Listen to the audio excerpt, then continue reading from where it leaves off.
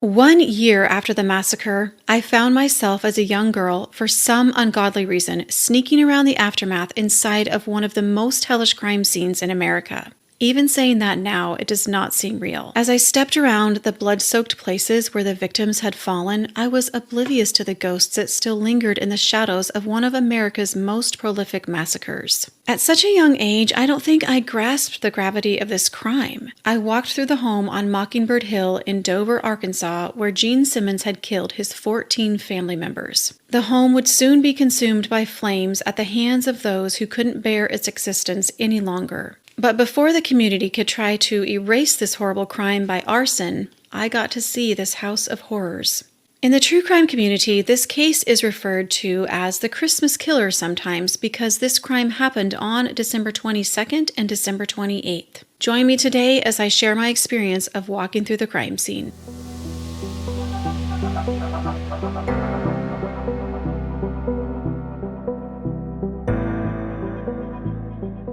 Hey crime babes, welcome back to my channel. If you are new here, then welcome. I'm your host Catherine and this is Crimes with Catherine.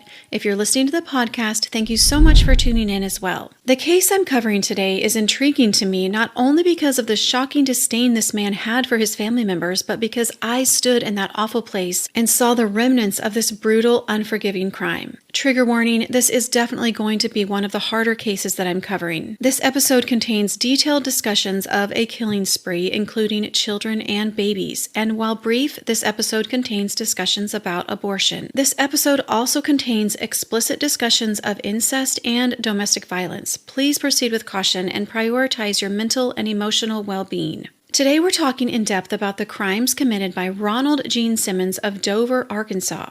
Ronald Gene Simmons was a predator of his own children.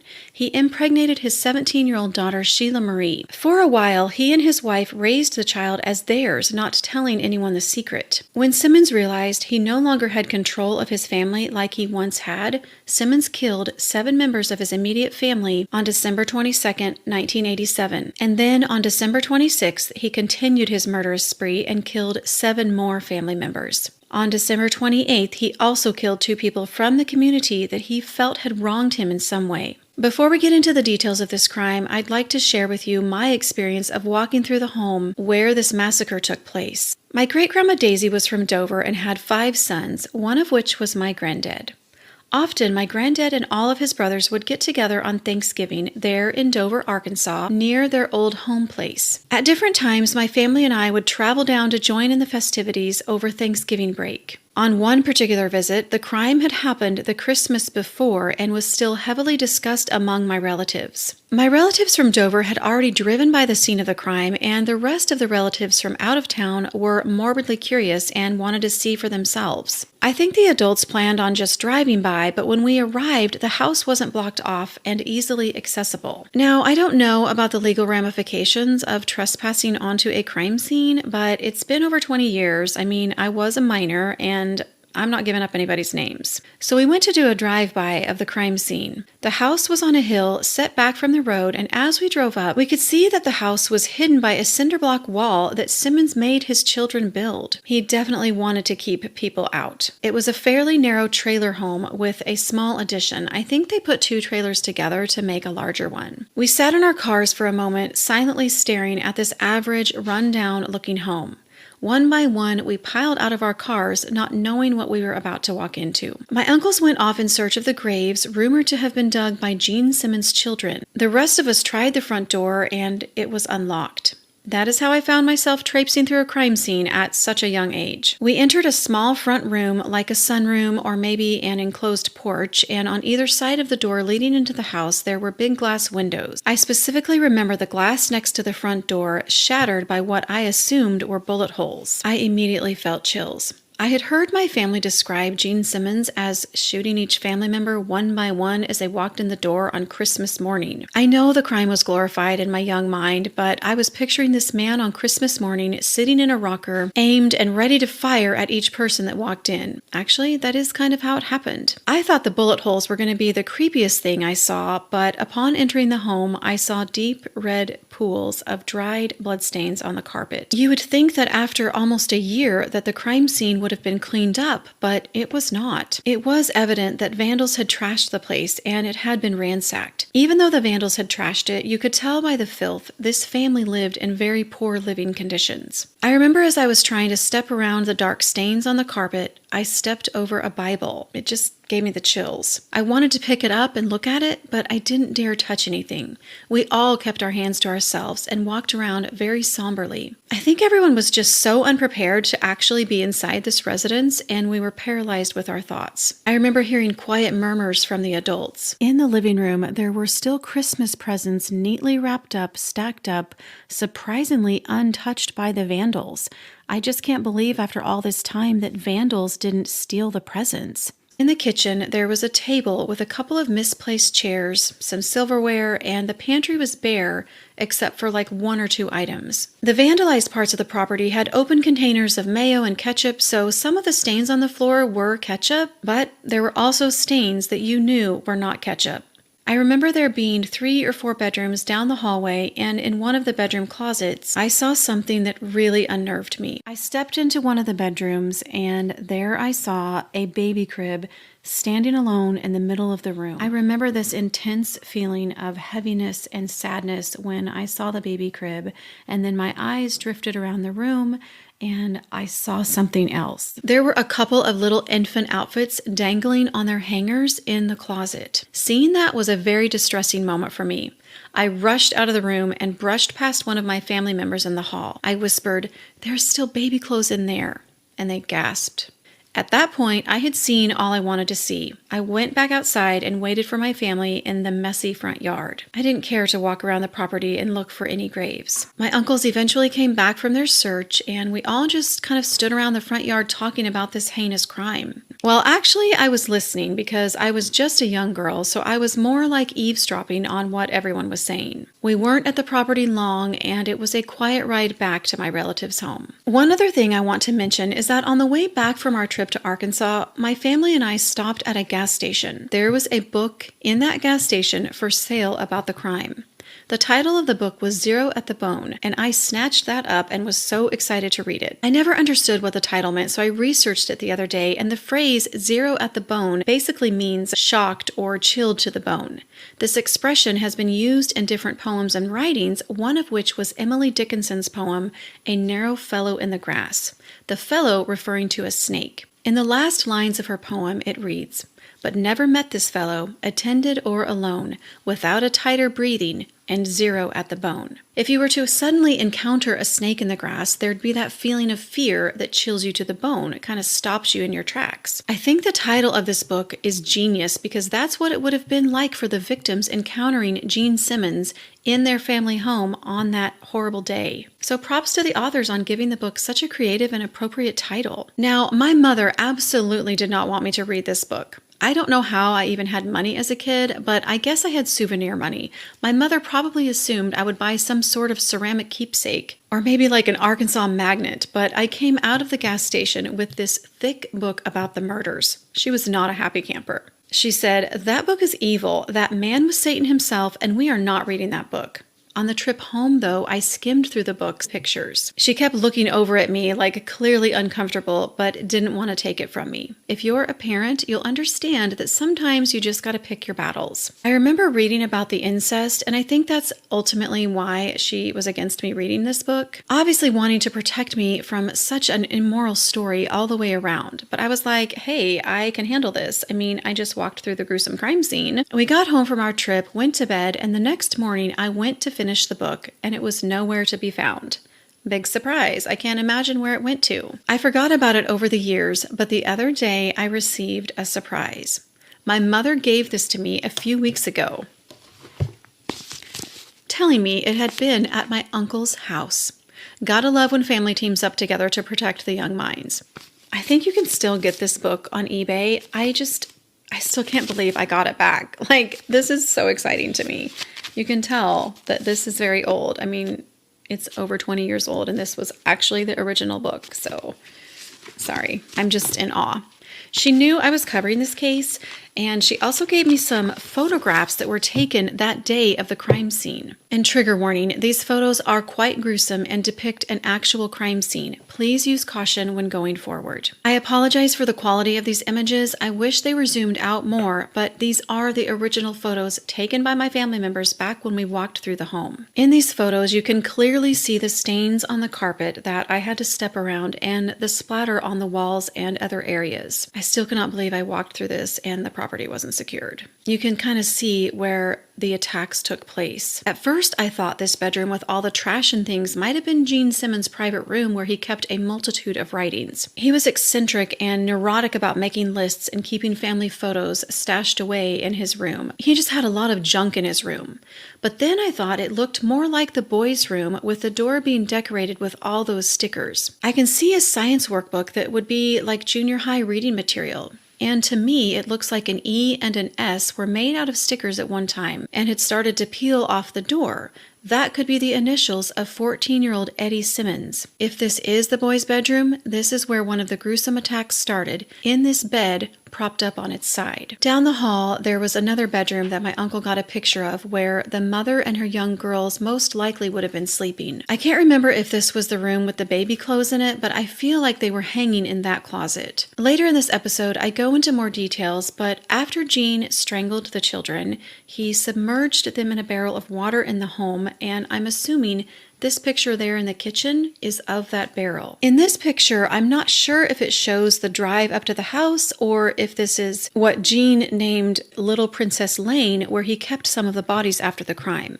But I'm pretty sure it's the drive up to the house because I think you can see like the roof in the distance. My memory isn't the best as it's been a few years, but I definitely remember the feeling I had walking around the chilling crime scene. Well, now that I've had the cathartic experience of sharing the story of me walking through the crime scene, let's get into the actual case.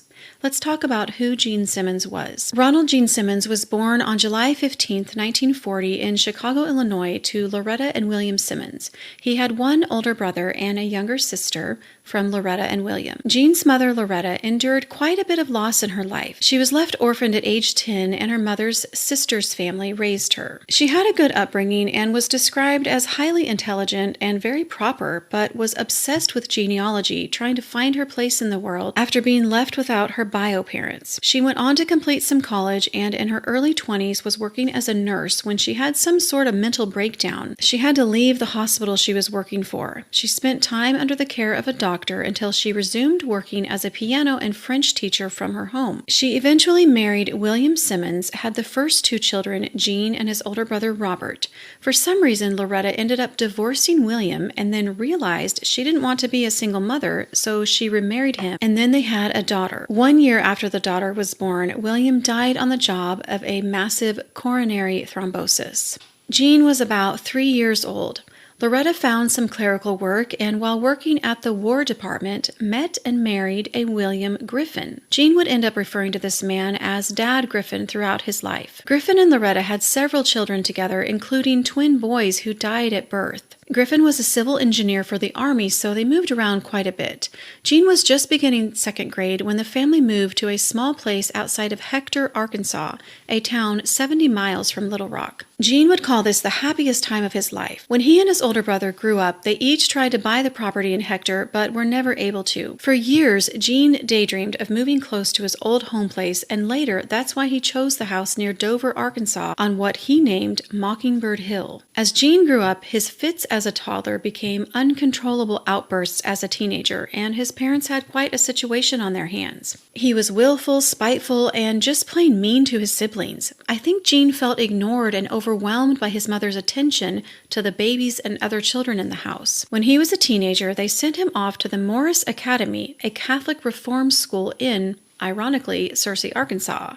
If you know, you know. He talked his mother into letting him come home by Thanksgiving, though, and it almost made his behavior worse. By the first of the year, they had sent Gene back to complete the spring semester. William Griffin had developed extreme allergies from the humid air in Arkansas and requested a transfer to the arid climate of New Mexico. I want to mention that because of his stepfather's aversion to allergens, Gene developed a nervous cough that plagued him all his life. Gene had some unusual quirks about him, one being he would clear his throat constantly frequently and at times would imagine that he couldn't breathe. He had an aversion to anyone smoking cigarettes near him, which was odd for the time. The Surgeon General's warning hadn't come out yet. He posted no smoking signs all over his home and property. He was described as an odd duck, a loner, very intelligent, but a loner. So Gene's family moved to Albuquerque in January and left Gene in Searcy to finish the semester. When he rejoined the family in Albuquerque in June, he seemed contrite and solemn, but that initial subdued behavior did not last long. The family relocated once again shortly after Gene returned home, and they moved a couple different times in California. Gene was all his family could handle at that point. His violent outbursts were no match for them. He was becoming more aggressive, violent, and uncontrollable. Gene's mother and stepfather had a host of medical problems, and their mounting medical bills made it to where they couldn't send him back to the school in Searcy. When Gene was 17, his mother Loretta was diagnosed with cervical cancer, and he decided to enlist in the Navy to escape the stresses from home. Gene spent some time doing clerical work in the Navy and discovered that he was a skilled typist. While he was socially awkward and never had a girlfriend, he did dream of raising a family near what he considered the home place in Arkansas. After spending time overseas in the Navy, he was sent back to Bremerton, Washington. One evening, he was attending some sort of dance function for young adults at the local YMCA when he spotted dark-haired Bersabe Rebecca Ulibarri and took an instant liking to her. Rebecca, or Becky for short, had her own issues growing up. She was abandoned by her father at a young age, and her mother remarried, but she didn't get along with her stepfather. She always felt his disdain for her. She felt like he liked his other children that he had after her more than her. Gene and Becky ended up having a typing contest to see who was the faster one, and when he beat Becky, he said she owed him a date. The rest was history. They got married, and it seemed like to Gene's family he had finally loosened up and calmed down, and maybe was going to turn out to be a nice human after all. But obviously that is not what happened. Gene was a real jerk in his marriage, to put it plainly. He was very strict with what Becky was allowed to do and kept Becky isolated from the outside world. He was controlling in every way, keeping the money from her and giving her barely enough to feed her children. He didn't see the need for a phone in the house when he could use one for free at work, so Becky had to correspond with family by mail. Becky also never learned to drive, so she was dependent on him in every way. They had 3 children right away, and she was a loving mother and found her purpose in raising the children and pleasing Gene. She noticed that when their 3rd child was born, a daughter Sheila, Gene seemed to really dote on her, and that pleased Becky. She'd been rejected by her own father, so she felt happy that her little girl was not rejected by her father. In time, Gene got called away overseas, and Gene basically dumped Becky off at her mother and stepfather's house in Walsenburg, Colorado. Her sister, who she did not get along with, lived there as well. Since I don't hear about Walsenburg, Colorado, I have to share an ironic memory I have of Walsenburg. As some of you might know, I raised my family in New Mexico and would travel frequently to Denver, Colorado. My family and I made the trek to Denver too many times to count, and one of our stopping points was Walsenburg.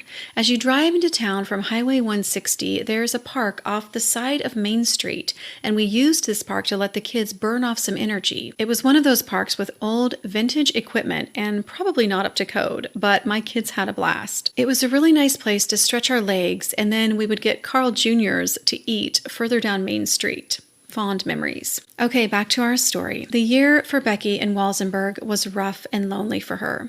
She lived for the letters Gene would send her and longed for the day of reuniting. Her letters consisted of "My Gene, my love," and all the romantic flair you would imagine from a wife waiting for her husband to return. Her family never liked Gene, and it was a sore spot in her relationship with them. They didn't think it was right for Gene to withhold money and control the purse strings. They would berate her and almost make fun of her for being so loyal to him. She barely had enough money for food and was at the mercy of her family members' ability to take her places. Becky still hadn't learned to drive yet, and years later that became a sore subject between her and Gene.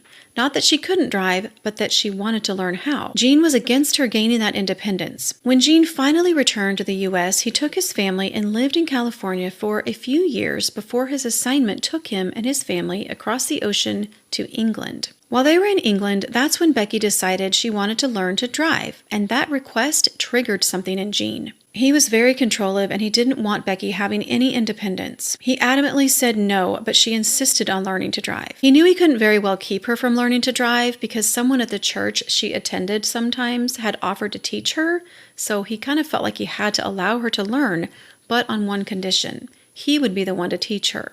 Her resolve towards driving made something in him snap. That's when the domestic violence started. When she would do something wrong in the driving lessons, he would strike her. That carried over into the home life, and before long, the children knew that their father was beating their mother behind closed doors. At this point, Becky had endured years of psychological abuse from Gene and wasn't strong enough nor had enough money to take the children and leave. I wonder if he felt more free to abuse her because he was overseas, away from any extended family members. After spending some years overseas, Gene got orders to move to Cloudcroft, New Mexico, and moved his family there in 1976. By then, his daughter Sheila had become the object of his affection. The atmosphere within the house had steadily gotten worse over the years. The abuse was more violent, and Becky lived in fear, never knowing when Gene would unleash his fury towards her. She became a shell of a woman, focusing on caring for the children and yet being used and abused by her husband, Gene. After the move to New Mexico, Becky had her last child, Rebecca Lynn. She then underwent a tubal litigation that caused her to go into medical distress, and she was frequently sick. Altogether, Gene and Becky had 6 children: little Gene, Billy, Sheila, Loretta, Eddie, Marianne, and now Rebecca Lynn, whom they called Little Becky. Gene eventually retired from the military, and money at that time was even harder to come by. The children lived on a diet of cornflakes, Velveeta, beans, and tortillas. During this time, Becky started feeling uneasy with all the attention that Gene was showing young Sheila, but felt powerless to say or do anything. She didn't want to believe her worst nightmare was coming true. Loretta, the younger sister, harbored deep resentment towards Sheila because she never received the same type of attention from her father. Gene would bring home gifts and clothes and spend hours with Sheila locked in his back bedroom. That was considered his private room. Loretta didn't know the extent of her father's attention to Sheila. She was just jealous because she was being ignored, and she didn't understand why Sheila was getting special treatment. Sheila was quiet and shy, whereas Loretta was outgoing and had a stronger will. Gene admitted in some of his writings that he was a little afraid of Loretta because of her outgoing and bright personality. He wanted to commit the evil acts with her that he was making Sheila do, but Loretta wasn't as easy to manipulate. So Gene had this disdain for Loretta because he couldn't control her like he did with the other women in the home. At some point, Gene decided Sheila was the answer to all his problems. He felt like he had finally found his true love, and this is when the incest became more frequent. He was obsessed with trying to get Sheila to fall in love with him.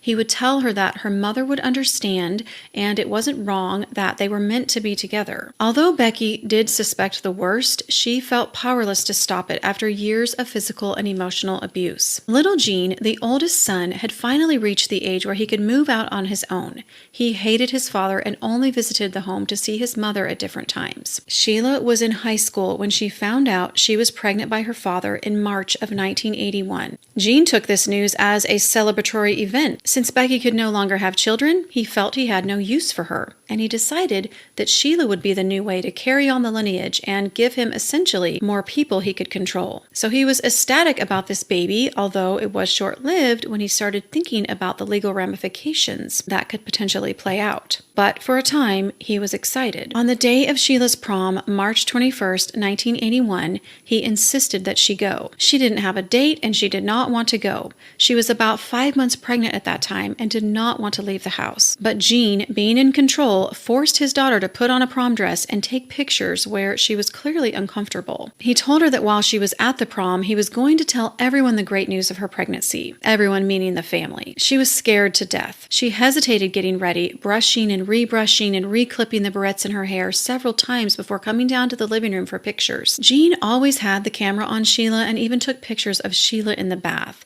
Now, he took pictures of his other children in the bath, but he always isolated Sheila away from the group and was always making Becky take pictures of just him and Sheila. In fact, he had a separate envelope in his private room where he kept all the photos of Sheila and just him and Sheila. That was another reason that made the mother uncomfortable, was that she knew he'd been taking pictures of her in the bath. So Sheila was very hesitant to attend her prom. Gene had bought her a pale blue prom dress with white lace trim and a high loose waist to conceal the pregnancy. But Sheila felt that it accentuated it even more. After a big display of excitement, Gene showed towards Sheila on going to her first prom. He dropped her off at the prom, and when he got back home, he sat down with Becky and their son Billy. who I think was like 14 at the time. He stated with a straight face, "Sheila is going to have a baby and she needs all the support we can give her right now." In an instant, Becky knew who had fathered this child. She was numb and speechless. Billy was shocked as well, and it didn't take him long to figure out who had fathered this child. Becky sent Billy to bed, and then Becky retreated to her room where she spent all night wailing with her other little girls. Sheila returned home from the prom, and the house was quiet except for the mother's sobs in the back bedroom. All the next day, her young children called to her and even brought her breakfast in bed, but Becky would not leave the bedroom. She was in a state of despair. I want to mention that Becky had started sleeping separate from Gene and would sleep with her younger girls in their bedroom while Gene slept in his private room. When little Gene found out about Sheila and his father, he was stricken. He confided in a classmate, and that classmate urged him to call the police, and so he did. He also called social services. Long story short, social services did an investigation. Gene, Becky, and Sheila all admitted to the caseworker that visited their house that, yes, she was impregnated by her father. Gene was so full of himself that he told the social worker he did it for Sheila's own good, saying he was the one that needed to expose her to those types of things. He said, "But that's all in the past now, and the only thing that matters is that we're going to raise this baby as our own, and this baby's going to have a loving home." In his arrogance, he thought that that would be the end of it, that he could just explain it away as a past mistake and life would move on. Although this social worker had an eerie feeling about Gene and the atmosphere in this home, she opted to request family counseling and psychiatric evaluations before she could demand removal of the minor children in the home. After 5 weeks of counseling and psychiatric evaluations, it was evident that the children, especially Sheila, were completely traumatized by the father. The evaluation also stated that Gene was unable to admit any wrongdoing. Beth Simpson, the social worker, wrote a 7-page letter to the district attorney advising to remove Sheila, Loretta, and Marianne from the home. She also thought they should place Gene on pre-prosecution probation. She also recommended counseling for Becky and Gene together. Now, by this time, rumors had begun to swirl around town that Sheila was pregnant by her father, so somehow she was allowed to complete her high school work at home. The principal would drop her work off and pick it up on his way to and from the school. That June, Sheila gave birth to Sylvia Gale, the only child without a family name. Finally, a decision was made by the courts to gather statements from the victims to enforce the recommendations made by Beth Simpson. On July 20th, Otero County Deputy Sheriff Jeff Farmer drove to the home while Gene was at work and tried to take the statements. Neither Becky or Sheila would answer any of his questions. I'm sure they just sat there like a deer in headlights. The deputy stated in his report that he was unable to gain statements from the witnesses. After Gene returned home and found out that there had been a deputy at the house, he decided to basically go on the run. The next 2 weeks were a frenzy with him packing and securing a place far away from the watchful eyes of the authorities in New Mexico. He packed up the younger children and some of his belongings and took off for the small town of Ward, Arkansas, leaving Becky and little Gene, his oldest son, to finish packing up the house. He was calculated in taking the younger children with him, knowing Becky would soon follow since he had the children. Authorities eventually tried to serve Gene with an arrest warrant for his crime of incest, but when they visited his home, warrant in hand, on August 10th, they were too late. The house was deserted, and they had no idea where Gene had taken his family. The New Mexico warrant was never circulated through the FBI, where it would have been available to any state or local police who requested a check. In August of 1982, the district attorney for Otero County informed the court of the decision not to enforce the warrant. The DA had a shaky case at best, for Sheila would not testify, and there were other cases on the docket. I really like the way the authors of Zero at the Bone described the situation with Gene. In the book they wrote, "Gene was just one small slippery fish who wriggled through the net." Such a travesty of injustice. The time in Arkansas was as miserable as one could imagine. The children were terrified of Gene's mood swings, and Becky was emotionally shell-shocked. She retreated into her room for days at a time. She would stay in bed, locked away for hours, with the children passing notes under the door, asking things like, "Mommy, when are you going to get out of bed and come feed us? Mommy, the little ones are getting hungry," or "Mommy, everyone's fighting, can you come out please?" It was a miserable existence. They did have a phone in the home that rang whenever the landlords received a call, but no one was able to call out on this phone, and Gene gave strict orders that no one was ever to answer the phone. Simmons had ruled his family with such an iron fist that they were afraid to defy him. He also made it a new rule that no lights were to be turned on during the day, and you couldn't turn the lights on at night until all of the drapes and curtains were shut tight. When it turned dusk each evening, the children robotically walked through the home, pulling down drapes and closing curtains. They stayed in Ward for a time until they bought a house just outside of Dover, Arkansas, which was about an hour from Hector, where Gene had dreamed of raising a family. The property had no indoor plumbing, so he made the children dig latrines and dig outhouse holes and complete various projects out on the land. Some of the children's hands had blisters that teachers were noticing at school and wondering why these children were working so hard in their yard that they were getting blisters. But no one could imagine the atrocities that were really going on behind closed doors. When he would take his children on rare outings, Gene would make sure they would all stand in a line holding hands, never being allowed to speak to anyone. Loretta was the only one who defied this rule and at times would make small talk with the grocery store clerk. Going to school was a welcome reprieve for the children compared to the harsh work environment they were subjected to. They loved going to school, and for the most part they fit in with their peers. Loretta was a beautiful girl and was considered popular in her tiny high school of Dover High. I've actually been to that high school. This is so random, but I have to say this. I went to school with one of my cousins in Dover one time. So if my cousin's watching, shout out to her, because that was like a really fun memory. Like I got to see her school where she went. Anyway, Loretta made some close friends, and she'd been studying Christianity. Much to her father's dismay, Loretta clung to her faith in this time of neglect. All Gene cared about was Sheila, his little ladybug, he called her. He was obsessed with making her essentially the woman of the home and obsessed with retaining control of the family. After the birth of Sylvia Gale, Sheila had almost clung to her father in an almost Stockholm Syndrome way. She was basically the outcast in her family that everyone despised, although due to no fault of her own, and her father was the only one giving her attention. Becky's shock about the incest and the pregnancy turned to jealousy as Gene showed Sheila more and more attention. Gene felt he had no use for Becky since her tubes were tied. Now, Becky had mended her relationships with her sisters for the most part, and her two sisters both were married. Her sisters and their spouses came to visit in Arkansas a time or two. They were appalled at the living conditions. No indoor plumbing, no heat or air, except for the window air that Gene allowed for himself in his private room. There was hardly any food in the cupboards, and during a family meal, the relatives felt guilty for eating, thinking they were taking food out of the mouths of children. It was apparent that things were not going well in their sister's life. Gene would never let Becky alone with visitors, so she wasn't able to tell them how she was really doing. Gene orchestrated every detail of his life to revolve around his little ladybug. As Sheila got older, Gene decided she needed to take some college classes. One of the main reasons he enrolled her in a business school was to be alone with her during the commute to and from the school. He wasn't prepared for what happened as a result of these classes. Sheila met a young man named Dennis McNulty. Eventually, Sheila and Dennis started a romance, and Sheila was surprised at how different Dennis was in this relationship compared to her father's romantic antics. January 1983 was a turning point for Sheila. She found out the dismal news she was pregnant with her father's child again. This time, instead of being elated at the thought of having another human to control, Gene was worried. He feared the authorities and was scared of Becky's family finding out. He took Sheila to have an abortion right away. Something inside Sheila changed that day, and she found a strength she didn't know she had. Sheila confided in Dennis about her father's incest, and he was understanding and compassionate towards her. She decided to move out and marry Dennis McNulty. Gene was devastated and angry. This was ruining his plans.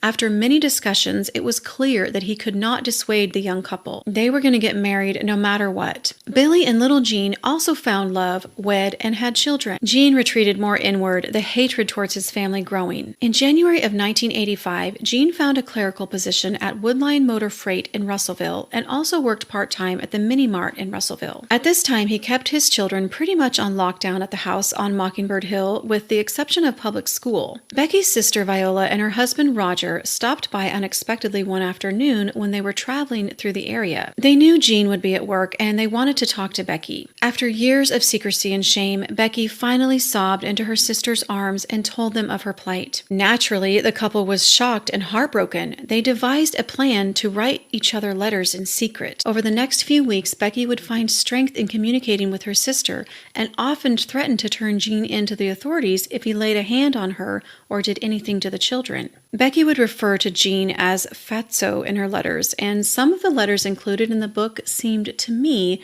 to have a childlike air about them. It was like this sheltered, battered woman was sort of finding herself after all these years in an unstable marriage. She would make fun of Jean to her sister through the letters and told her sister that Jean was almost afraid of her now. She would say like, "Fatso did this," or "Fatso did that." The violence that had once been prevalent in her life seemed to subside. Jean was still ill-tempered and controlled as much as he could, but Becky was secretly finding the resolve to make a change in the near future. She was not financially ready to leave, but was making an escape plan. She was inquiring about child support and alimony. This new attitude from Becky unnerved Gene and pushed him into darker thoughts. At work, Gene had struck up a relationship with a young woman named Kathy Kendrick. Kathy was an attractive woman in her early 20s and naive to Gene's advances. She mistook his affection for fatherly care. He was a master manipulator, but Kathy eventually became uncomfortable with him. She didn't like all the attention he was giving her, and once he stopped by her house unannounced, and he also brought flowers to her work. She complained to one of her superiors, Joyce. Joyce had her own issues with Gene.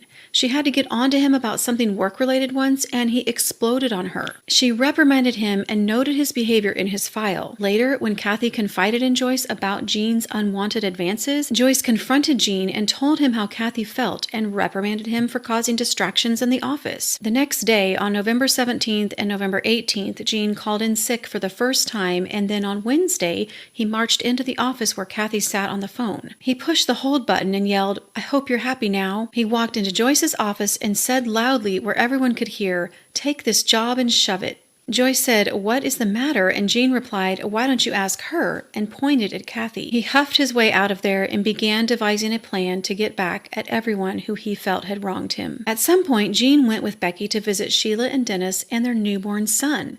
He thought he could manipulate Sheila into seeing him alone again if he apologized for the past. He sat the family down, and with a big display of sorrow, he stated he was sorry for everything he ever did. Dennis could see right through this grandiose performance and started clapping slowly and said, "That's the best show you've done yet," or something to that effect. This enraged Gene, and the next time Dennis and Sheila visited his home, Gene threatened him with a gun. He ended up firing at Dennis in the yard and luckily missed, but Becky realized time was running out for her to escape. But Gene also felt that he had to act fast. He was losing his grip on the reign of terror he once held over his family. He decided that the only way to end his pain was to get rid of everyone who had hurt him. Trigger warning, this next part is extremely graphic with discussions of children and babies being killed, so please use caution when going forward. On December 22nd, he sent his middle children off on the school bus and began his murderous plan. He wedged a broomstick behind the glass door at the front of the house to lock it from the inside. I guess that's the glass that I saw that had bullet holes in it. He picked up a 2.5-foot length of 1-inch galvanized pipe and walked down the hall to where 25-year-old little Gene, his firstborn, was sleeping. Little Gene was visiting with his 3-year-old daughter, Barbara. His ex-wife, Wilma, had stayed behind in New Mexico and was the only extended family member not a victim of the bloodbath in Dover, Arkansas. Gene struck his son with the pipe, but the blow did not knock him out. Little Gene rose up and was ready to fight off his attacker, but Gene grabbed the .22 caliber pistol he had in his belt and fired away. He ended up shooting him 4 to 5 times about the body and face. He went across the hall to where a terrified Becky was in bed, woken by the sound of bullets,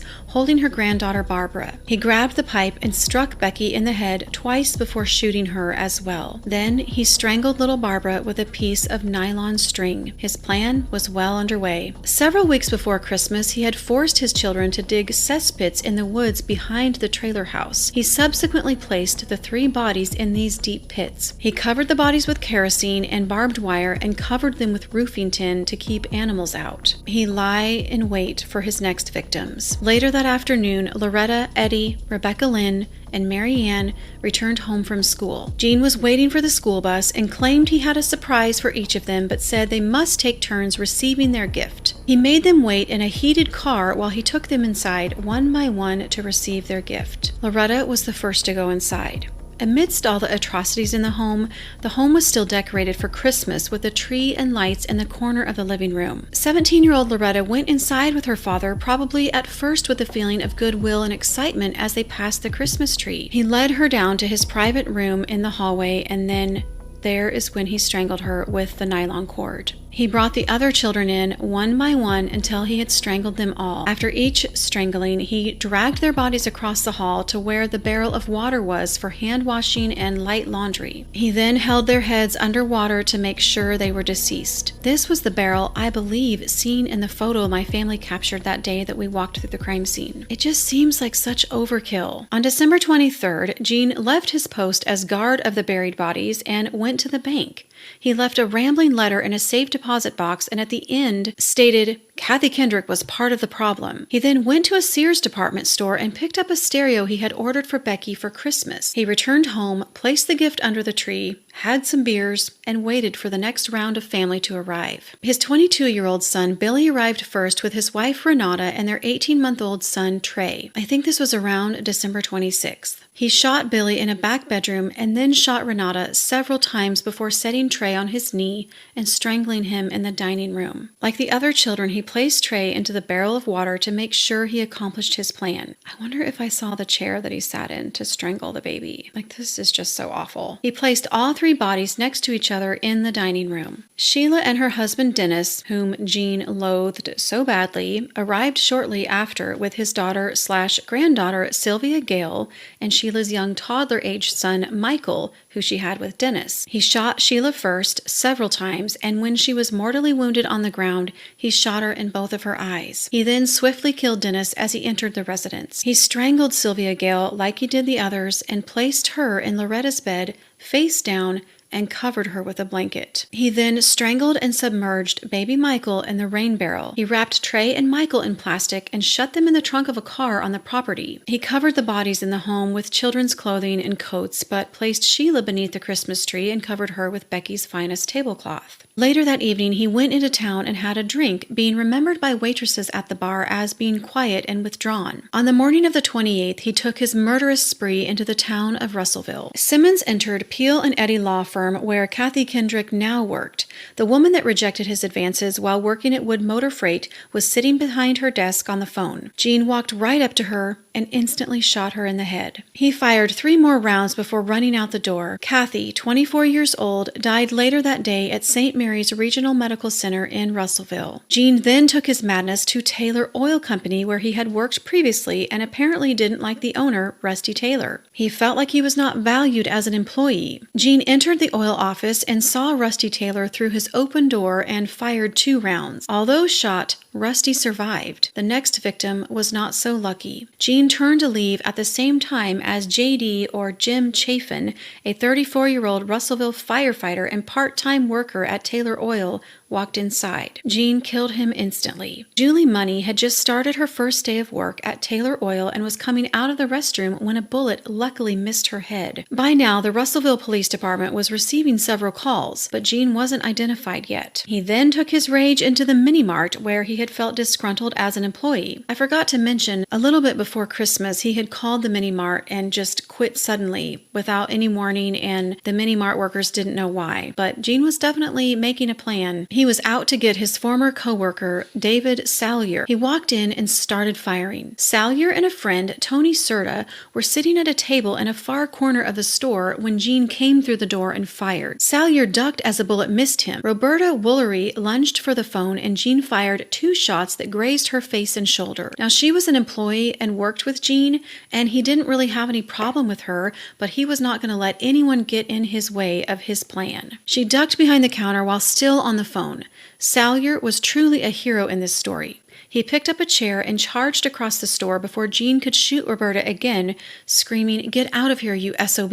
Gene shot at the wooden chair and the bullet ricocheted, wounding Salyer in the head. As he went down, Salyer threw the chair at Gene. Serta, the 71-year-old friend of the mini-mart workers, grabbed a 6-pack of soda and threw it across the top of the aisle at Gene, narrowly missing his head. He kept grabbing can after can, screaming expletives at him. Gene fired wildly at the flying cans and then ran out the door. He had one more stop to make, and that was back at the Woodline Motor Freight Company. He wanted to get even by getting rid of Joyce Butts, his former supervisor that had called him out on his behavior more than once. He arrived and walked straight into her office. He was successful in wounding Joyce in the head and her chest, and although she miraculously survived, she never recovered from the traumatic brain injury. Gene then walked into an office where Vicki Johnson was cowering on the floor. He told her to get up and that he was not going to hurt her. She was frozen with fear, and he backed away from her to show he wasn't going to hurt her. He casually asked her why she hadn't come to see him at the mini-mart. She responded, "Well, I've been down there and you haven't been there, Gene." She was almost as shocked as his tone as by what he had just done. They finished their short conversation and he asked her to call police so he could turn himself in. Within minutes, the building was surrounded by city police and county deputies. Police Major Ron Stobaugh saw Gene standing with Vicki behind the glass partition and ordered him to throw out his gun. Gene ignored him. He asked him again, and Gene said, "What do you want?" When he ordered him, "Give me the gun," Gene finally handed over the pistol without a word. He was placed in handcuffs and taken to the Pope County Detention Center. In 7 days, he had killed 16 people and left 4 others wounded. Law enforcement knew Gene had a large family over in Dover and eventually found all the bodies Gene had left there at Mockingbird Hill. When law enforcement arrived, they couldn't find a way to get into the house because of the broomstick Gene had wedged in the doorframe. Gene himself had climbed through a window when he had left the house for the last time, so the detective climbed in the same window that Gene had climbed out of. That's when he saw the body of Sheila Marie right by the Christmas tree, and the other bodies covered with coats and children's clothing in the dining room. It was a very solemn time as investigators and law enforcement unearthed the rest of the bodies. They found Loretta in a shirt that said, "Jesus loves you," and little Barbara in yellow pajamas. When they found the bodies of the children, some wept, some got sick. This crime affected so many. During Gene's stay in prison, Becky's sister and brother-in-law visited Gene, hoping to find the answer as to why this heinous crime occurred. But they had no more answers when they left the jail that day. Gene Simmons said he didn't want to give anyone any reason to try to save him from the death penalty, so he was not going to comment on the crime. He had numerous writings and letters found after the crime. It was obvious by the number of photos of Sheila and his writings that Gene Simmons had been obsessed making his daughter his sole focus. But when he felt his reign of terror was no longer working, he must have snapped. His daughter, who he thought had been sent by God to finally fill a void in him, had rejected him in the ultimate way by moving on and finding happiness in another man. I think Gene had it out for women in general, and obviously something inside of him snapped when he realized he had lost control. But I don't think any of us can truly understand the mind of this killer. Ronald Gene Simmons was found guilty of killing all 16 people and sentenced to death. He was very adamant about not wanting anything to stand in his way of the jury's conviction. He made a statement to the court saying, "I want no action that will delay, deny, defer, or denounce this very correct and proper sentence." And then he went on to ramble a bit more and said, "To those who oppose the death penalty, I say, in my particular case, anything short of death would be cruel and unusual punishment. I only ask for what I deserve. Let the torture and suffering in me end. Please allow me the right to be at peace." The judge ordered one more psychiatric exam to be performed on Gene, and the next day, the doctor testified to Gene's competency. The judge asked Gene, "Have you changed your mind about this sentence?" Gene looked at the judge and smiled and said, "The sentence is just and proper punishment. I will not change my decision." On June 25, 1990, Ronald Gene Simmons was executed by way of lethal injection around 9 p.m. While justice was served in a legal sense, it can never undo the devastating loss of so many innocent lives. It's just so tragic that all these children never got to live up to their full potential, and it's just so heartbreaking. As we close out this case today, we reflect on the lasting impact this tragedy has had on the victim's extended family, friends, and the community. Cases like this remind us of the fragility of life and the importance of seeking help or intervention before such unimaginable events occur. If you or someone you know is experiencing abuse or you suspect abuse in any form, please don't stay silent. You never know, you could save a life. You can contact the National Domestic Violence Hotline. I'll put the number down below, or you can visit their website for confidential support and resources. Going over the details of this crime has made it even more unbelievable to me that I walked through the areas where all of those innocent people were so heinously murdered. At my young age, I didn't fully understand the gravity of this crime, but I definitely felt it that day. I have a better grasp now, and definitely something I still might be processing. As I stated before, some years after the crime, an unknown person or persons set fire to the property at Mockingbird Hill. The people of Dover were tired of their tiny town attracting curious travelers and wanted to erase such a horrific house of horrors. Walking through that home taught me that crime scenes aren't just backdrops backdrops for stories. They're real places, marked by real pain and loss, and sometimes they leave a mark on you. That's all I have for you today, Crime Babes. Thank you so much for tuning in with me as I shared this difficult story. I've got a few more cases I'm working on right now, so please stay tuned and don't forget to hit that subscribe button if you want to make sure you never miss an episode. Stay safe and stay vigilant. I'll see you next time, Crime Babes.